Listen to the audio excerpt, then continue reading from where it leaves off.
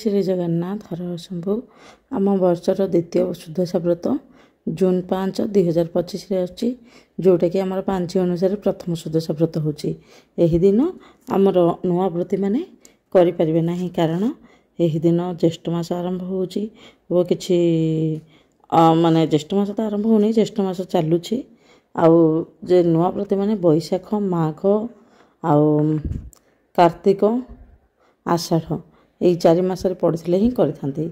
चलतु आज आलोचना है सुदशा व्रत पूजा न कले कौन असुविधा होता है वो बापा घरे मंदिर रे किंबा ऋतुश्राम समय किपरि सुदशा व्रत पूजा करेंगे।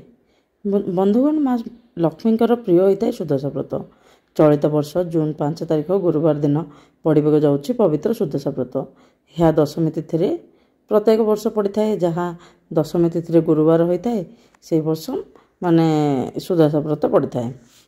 आज आम आलोचना करवा सुदशा व्रत आप बापा घरे थे किपरि करेंगे ऋतुश्राम समय किपरि पूजा करेंगे।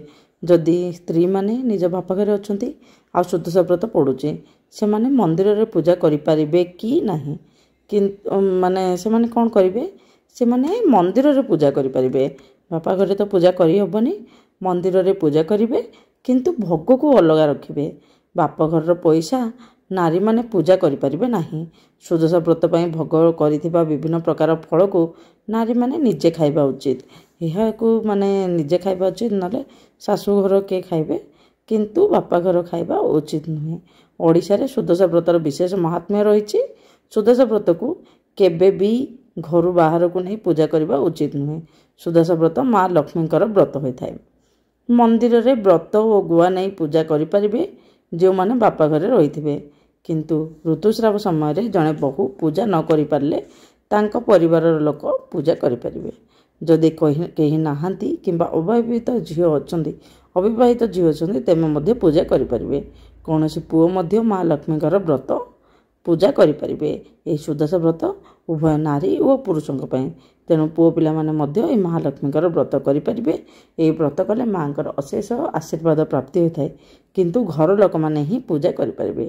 कहीं भी बाहर लोक सुदशा व्रत पूजा करें नहीं।